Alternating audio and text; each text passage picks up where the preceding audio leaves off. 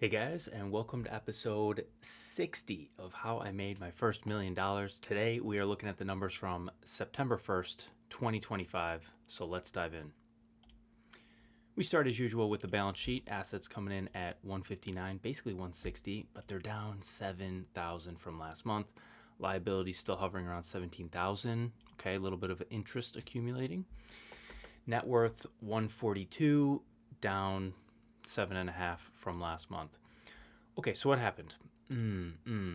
Let's see. Okay, cash is down, fine. Gold and silver both had a great month, so they were both up, but I also bought a little bit of silver. More on that in a moment. I think I need to split this up because when a category goes up, it's not immediately obvious if it's just price appreciation or me buying more of an investment. So I want to make that more clear in the future, more visually clear. Yeah, okay. Bitcoin down. I don't remember what it was on a percentage basis, but I didn't buy or sell any Bitcoin, so this is all price depreciation. And Kiva is up. I lent quite a bit on Kiva, so this balance got larger. That's basically what happened. And again, with the liabilities, that's just taxes that I owe, and interest is accumulating. So that's the balance sheet. Let's take a look at the pie chart. Even with the price depreciation, Bitcoin's still at 80% of the portfolio. I like that. I want to maintain that 80%. Buying a little bit of silver lately. So probably buy a little bit more silver and then go back to Bitcoin. Silver, Bitcoin. Those are basically the two things I'm going to be buying for the foreseeable future. And I'll continue lending on Kiva. So yeah, that's basically that. And on our chart, we do have another point. Sadly, it is down 142. We're still higher than this peak from before. So yeah, I mean, I assume that this trend is just going to keep going up for the foreseeable future. Very nice. Okay, income statement. What happened here? Okay, revenue doesn't change. That's from employment. So let's focus on the expenses. Spent almost $9,000, so close to $4,000 more than the previous month. What the heck was that? Utilities went up a little bit. Okay. Food and beverage went up $1,000. What the heck?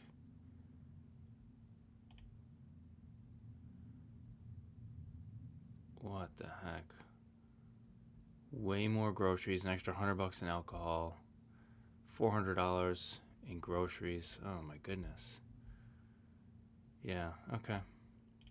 Man, that's a lot. Body and wellness is up. Travel and adventure up slightly. Spent more on charity, not significantly more, but a little bit more. And investments. Okay, so $800, $825. Well, okay. Normally it's 20, so the difference here, 805. That was a silver purchase. That was a silver purchase. All right, so yeah, net income negative, but it's understandable why, and the vast majority of that was buying another investment. So let's look at the cash flow statement. Yeah, positive operating cash flow. That's good. So still living within my means. 805, like I said a moment ago, that was spent on the investments. So yeah, nothing really to dive into here. Yeah, basically the amount I'm spending on purchases is less than the amount I'm getting for employment. That's the main thing. That's the main thing that matters. So that's the positive operating cash flow. And then, yeah, financing activity, a lot of loans and donations. Basically, I double dipped this month. So twice as much in donations, and the net lending amount varies based on how much I get paid back every month. So that is the source of that. Okay, let's do the updates. So I'm in the Adirondacks for 2 months, so that's why the background is different. We're at a cabin in the woods, basically. And like I said a moment ago, I did lend $2,000 on Kiva to make up for one of the months that I missed. I'll let you guys read these other categories if you're interested. Basically, I'm just hiking more. That's kind of the main thing. And then I want to jump down to this last bit here. How am I thinking? How am I feeling? And what am I doing?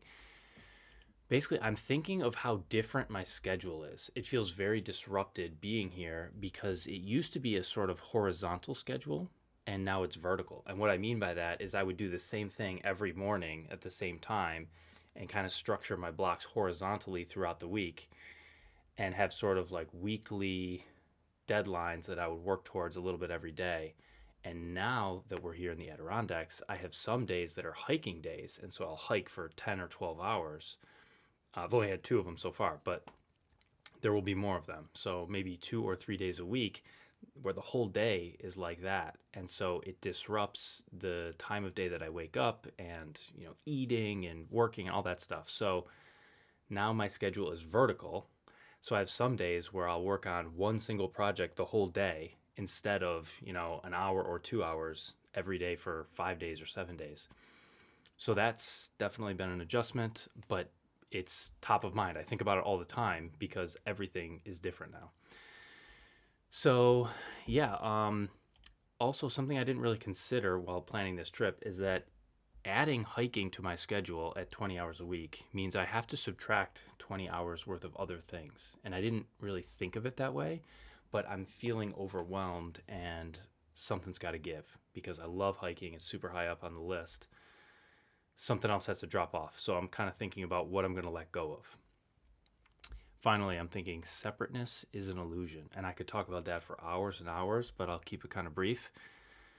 Basically, we think that we're separate from other people, or that my personal life is separate from my work life, or you name it, right?